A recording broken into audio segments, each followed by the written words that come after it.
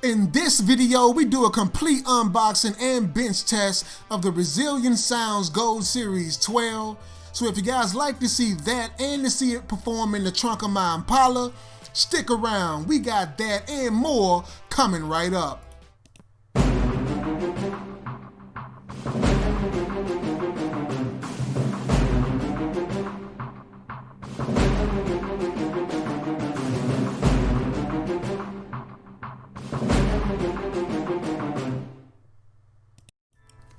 What is going on, guys? It's the Budget Basshead. Welcome back to the channel. Right now, what you guys are looking at is my community tab over on my channel.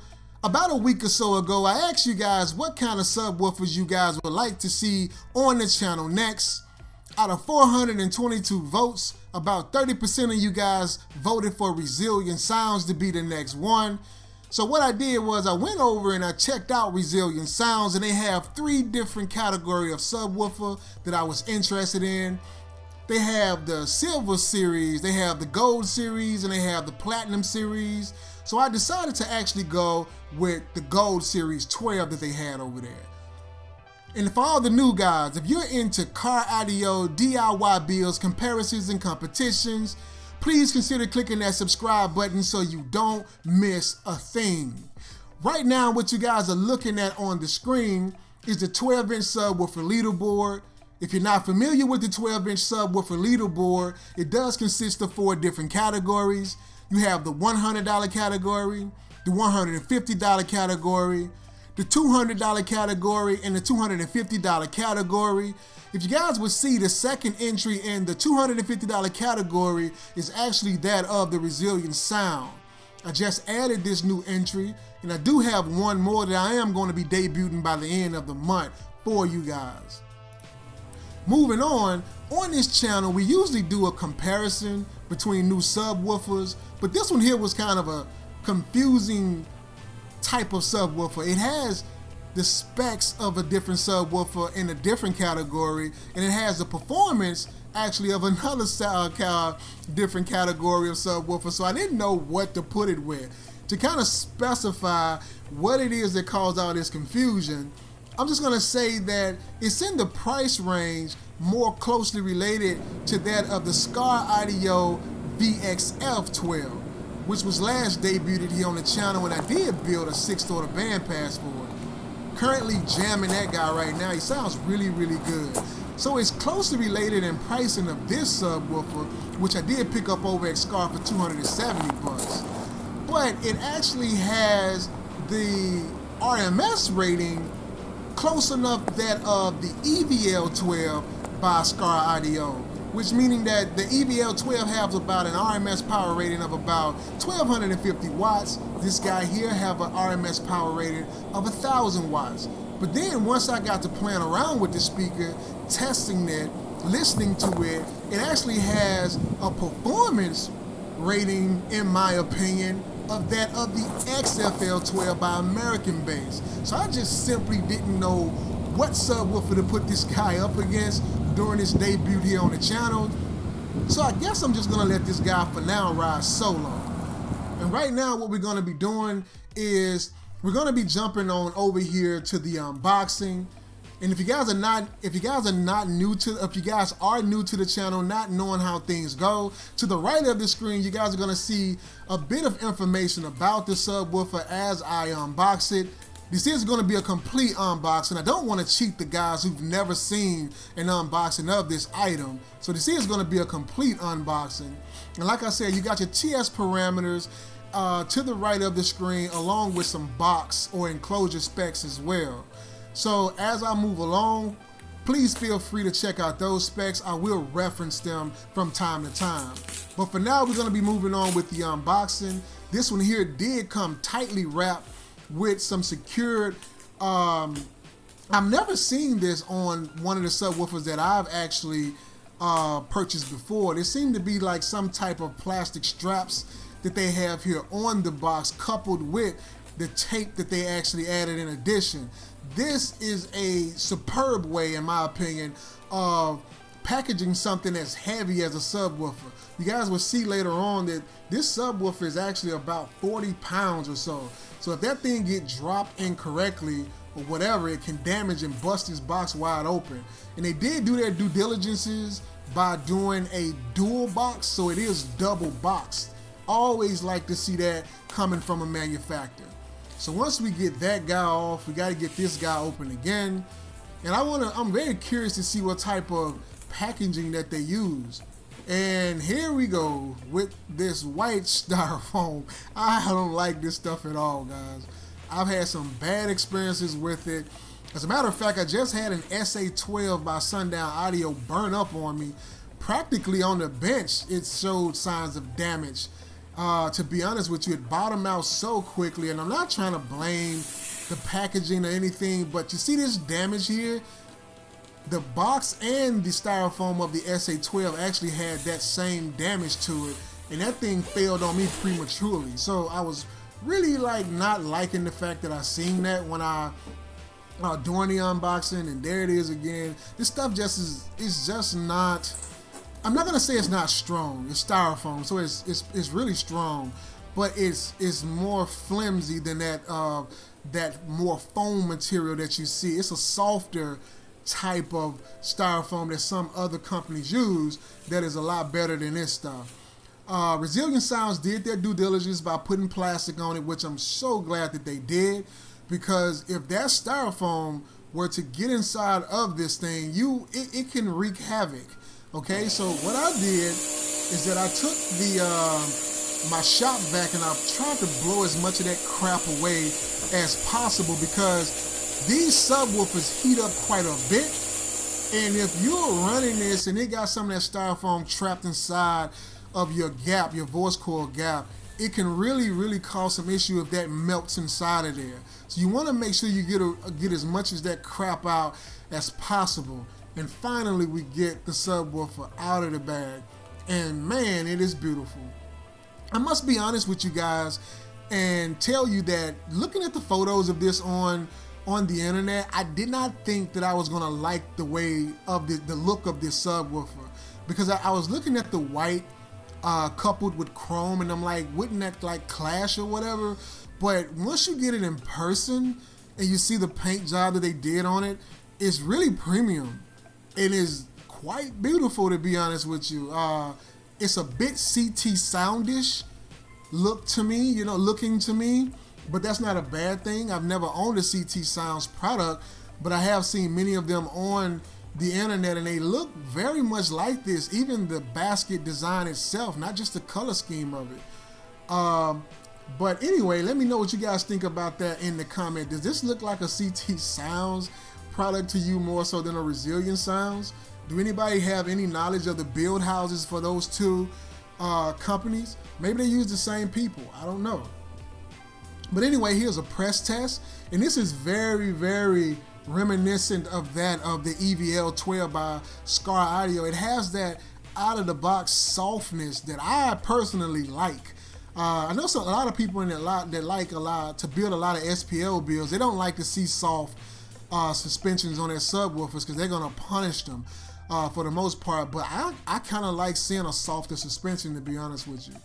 And now what we're gonna do is give it a weigh-in with my trusty old digital scale right here. This thing is good up to 50 pounds. And I know this thing is not 50 pounds just by the way it feels. So I'm gonna go ahead and just let you guys see exactly what the weight of it is.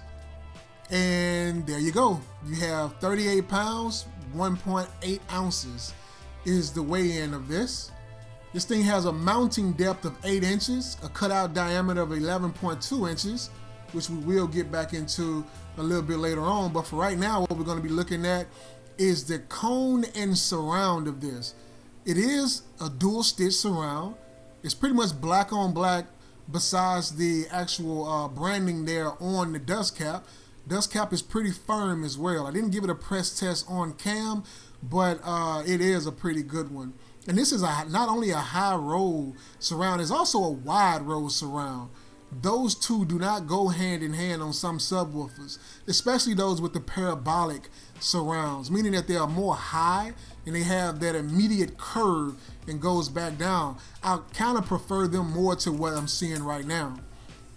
And right now what we're going to do is get an overall measurement of the wide surround itself, and you guys can see this thing is like 1¼ inch wide on the surround, almost 2 inches, and the cone itself is about 8 inches in diameter.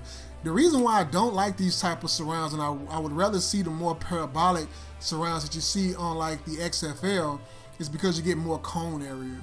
But right now what we're going to take a look at is the the push terminals.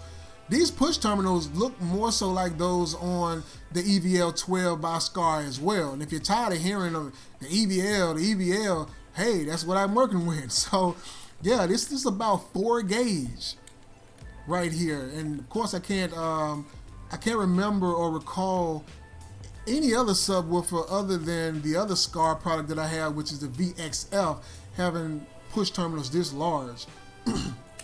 And there you go, you got about 1.5 inches or so on length of those terminals. Pretty impressive. Now we're looking at the tensile leads and spider. Those are dual runs tensile leads, very impressive for a 1,000-watt subwoofer. And the spider itself is pretty impressive as well. Like I said, it's pretty soft, but it's actually triple stack. A spider. I believe it's a triple layered spider, and this thing actually has a pretty good durability to it. I give it a press test, and even though it's soft, it moves quite well. You can tell that they actually hardened it with some type of material, which you're gonna need, because this thing has a X-Max of 28 millimeters, so it's got plenty of throw, and I can't wait till this thing is broken in. You guys may be looking at my new favorite subwoofer. And right now what we're going to be taking a look at is the voice coil. So this thing does come with a 4-layer copper voice coil. It's a 3-inch voice coil, by the way, in case you guys are wondering about that. And there's another push test of it. It is not flat wound. This is round wound wire that they use on the voice coil. I can't tell just by looking at it what gauge of wire that is, but I do see that the gap there is pretty tight. You don't have a lot of room there in the gap, which is a good thing, to be honest with you. If it is a subwoofer with a great suspension that can stay linear, you want it to be, that gap to be as tight as possible, because that ensures more electromagnetic flux within that gap. You want that. And here's a look at that chrome finish on the magnet. This thing is beautiful. Very, very beautiful. It kind of reminds me of the X series subwoofer that I have by Sundown Audio. This is a very beautiful subwoofer, guys. I like it. And the magnet is a triple stack magnet, and you guys will see that once I get the boot off of it. That is coming right up in a minute. But for right now, we're going to get a measurement. We're going to measure this vent hole, which seems to be about 1.5 inches or so. I want to give it 1.5 inches, but it's flared, so meaning that it's probably about 1.25 inches, which is plenty of venting. I wish I could have seen additional venting, not only for the pole, but for the voice coil itself. Sometimes you see that those additional holes there, but it didn't do that with this one. It is a 1,000-watt subwoofer, so maybe it didn't need it, but it's always a good reassurance to see that extra venting there. For all those who are interested, this has a QMS rating of 5.15, QES 0.49, QTS 0.45. They have an MMS of 218.6 grams, and it has an X-Max rating of 28 millimeters, and there it is, 3 big old slugs, y'all. Couldn't find any information on the weight of this magnet, but if I had to guess, I would say that it's probably around 200 and some ounces. And there you go. You got 6 inches of magnet there, so that's about 2 inches per slug there you have on the motor. Not the motor itself, but just the magnets themselves. Plenty of magnet. And as far as width goes, you're looking at about 7 inches or so. So not too shabby, not too bad at all. I'm really liking what I'm looking at right here. Right now, what you guys are looking at is this test setup that I have for the bench test that I'm going to be putting this through. That's the Dayton Audio SA1000. Of course, this is the RS Gold 12, and we're going to be sending signal through my Samsung tablet right here. And that's how we're going to be getting things done. Signal comes from the tablet into the amplifier here. We're going to be sending roughly 500 to 600 watts through this guy just to get it moving. Some people would ask, what's the purpose of the bench test? Well, the purpose of the bench test is to see what your out-of-box experience would look like for a subwoofer such as this. What does it move like with the amount of power that I'm giving it free aired? What does it move like? What does it sound like? Some people want to see this type of stuff, so I bring it to you. Let's give you guys some volume. 120 down to 150 hertz to 20 hertz.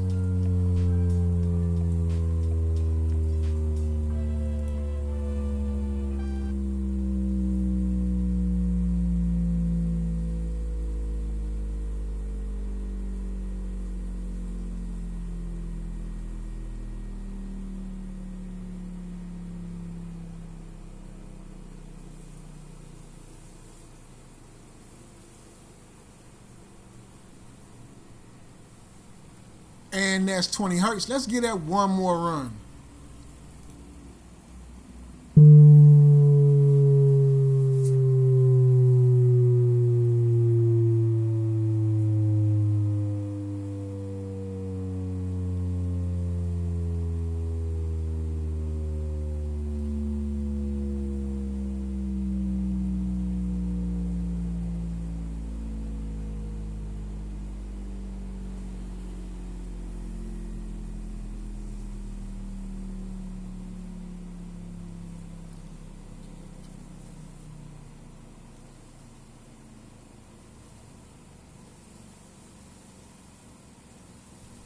And there we go, 20 hertz. 500 watts got this thing moving pretty good. Kind of liking what I'm looking at right now. And for all the new guys, once again, if you are into car audio, DIY builds, comparisons, and competitions, please consider clicking that subscribe button so you don't miss a thing. Right now, what I like to say is that the bench test is a very important test to me, because anytime I'm picking up a subwoofer, I want to know what this thing look like free aired on the bench with the amount of power, with low amount of power, so that I know what type of system to build for this subwoofer. Determining volume size is very important when you're looking at a subwoofer and its mechanical limits. Also, the amount of power that you have. If you have a very stiff Spl subwoofer and you only have a limited amount of power, you do not want to pick up a subwoofer that has very stiff suspension. In this case of this subwoofer, the suspension is very, I'm not going to say very soft, but it's a decently soft subwoofer with a decent amount of X-Max. 28 millimeters to be exact. It's almost 30 millimeters of X-Max. So that's meaning that you can probably get really good sound out of this thing fresh out of the box with a not so powerful sound system. Say for instance, if your sound system was only 500 watts or 750 watt is all you had to work with, this subwoofer I would definitely recommend to someone who had a setup like that. But for right now, we're going to be moving on, and I put it inside of this environment, which I did set the gains to 1000 watts. And as you guys can see, this one here does not have the gasket on it because this thing has a very wide lip on it. And I could not fit it here. This is the first one I couldn't fit in here without taking the gasket off of the subwoofer. I take that back. The American Bass XFL also had a wide lip on it in which I couldn't fit. But this is the setup, gain set at 1000 watts. I do have this inline enclosure that is slightly larger. But keep in mind that it calls for an enclosure that is around, I think it's a max 2.5 or 2.75 cubic foot. However, this one here is 3 cubic foot, but if you guys can tell, the ports on this subwoofer enclosure is way smaller than what is called for a 3 cubic foot subwoofer enclosure. So that is a rule of thumb that many people like to follow when building enclosures. If you're gonna build an enclosure that's slightly bigger than what is called for by the manufacturer, make your ports smaller. Just keep that in mind because it helps that subwoofer be able to compress that air and not bottom itself out. You're building up more resistance in which keeps a subwoofer safe and keeps it from reaching its mechanical limits. However, enough of that. I'm going to be moving on with the bass sweep once again from 150 Hertz down to 20 Hertz in an enclosure, gain set at 1000 watts.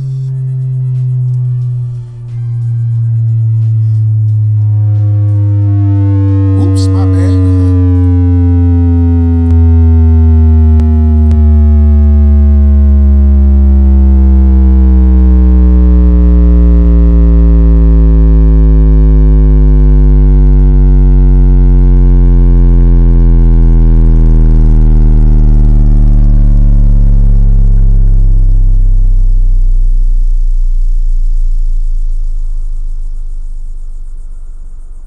I wish you guys were here in person. This thing sounds absolutely amazing.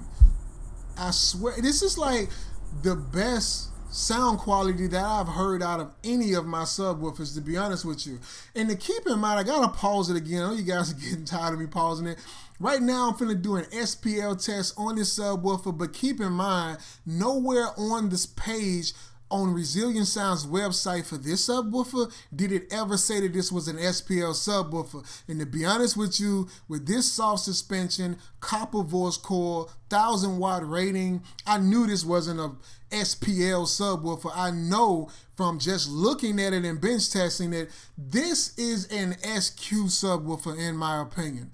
Okay, and I knew it wasn't going to put up any high numbers, but I was curious to see exactly how close to 140 can this subwoofer get. So that's why I decided to do this test. Ooh, sorry about that.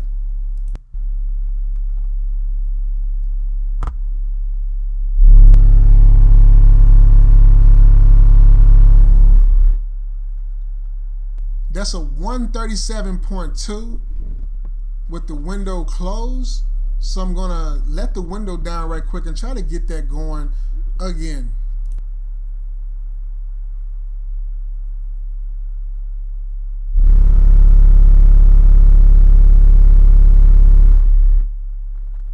And it didn't budge, so it doesn't like the window being open at all. So what I'm gonna be doing now is skipping forward. I'm gonna increase the frequency right now and see if that helps out a bit. I know no one thinks that 40 is a good frequency to test at, but hey, here we go. And we got a 138 out of it. But what does it sound like on real world music? So I picked a few of my favorite tracks and let you guys be the judge.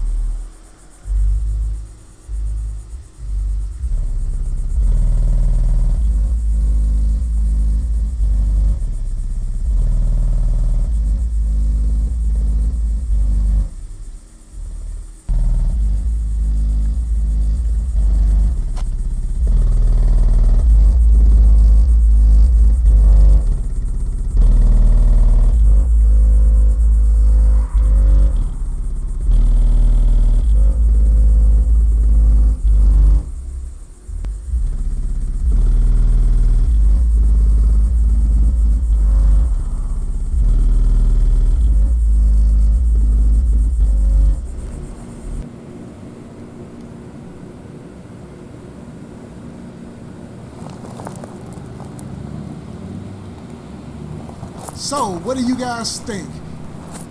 This thing, in my opinion, is amazing. I must say that. I think that it's a very, very good subwoofer. This is by far, I have to say by far, one of the best SQ subs that I've purchased thus far. And I do not regret this build whatsoever. Previous to that, as you guys can see on the screen, I still do have the XFL up here. So why do I have the XFL next to this guy right here? Well, simply put, before I did this, before I demoed this subwoofer right here, the XFL was my favorite. The XFL comes in as one of my favorites because of the performance that it put out. But I do believe, despite this subwoofer not having all the features that I wanted it to have, that I've seen in the XFL, that it is a better SQ sub than the XFL. But is that fair to the XFL? Because the XFL, I don't believe, I may have to go back and look at that. You guys correct me if I'm wrong. It's not put out to be a XQ type subwoofer. I think this thing just was meant to get loud. To be honest with you, it has the parabolic surround on it. It's ribbed for extra strength and durability. That gives it also more cone area. This thing just outputs like crazy with that aluminum voice coil on the XFL. It means it has less moving mass, so you can have more throw out of this thing. You can abuse it. But where the XFL lacks, the RS Gold 12 makes up in, meaning that the RS Gold have more X-Max, it has more mechanical throw than it, and it just sounds better on an overall. Whereas with the XFL, once it reaches its mechanical limits, it does not sound as well. It's still loud, but it does not have that clarity. This thing here, I pushed, to be honest with you, doing some daily driving, I pushed the RS Gold twice its power rating. This thing never smelled, never bottomed out, never distorted. They did a damn good job with this one, guys. I really, really would recommend this subwoofer for anyone out there that got the money that can afford it. $300 for this 12-inch subwoofer. I do not think that you would be disappointed. However, I did pick the American base up for $180, meaning that for two of the American base XFLs, you can get that for $360. So would you rather spend $360 to get you two XFLs, or would you rather spend closer to $300? I mean, closer to $600 to get one of the Resilient Sounds Gold? That's a hard one to choose, depending on, in my case, it would depend on how much space I had. If I still had an SUV, if I still owned an SUV, I would definitely get two XFLs. But with me being in a single subwoofer setup, the RS Gold all day. I choose any day of the month. I would choose sound quality over an SPL build any day of the month. But that's my personal preference. Let me know in the comment sections below what you guys think. What did you guys think about the Resilient Sounds Gold Series 12? Is it worth the money? Is it a great performer? Do you want to see more videos of this subwoofer? Let me know in the comment sections below. And until next time, if you like DIY builds, comparisons, and competitions, please consider clicking that subscribe button so you don't miss a thing.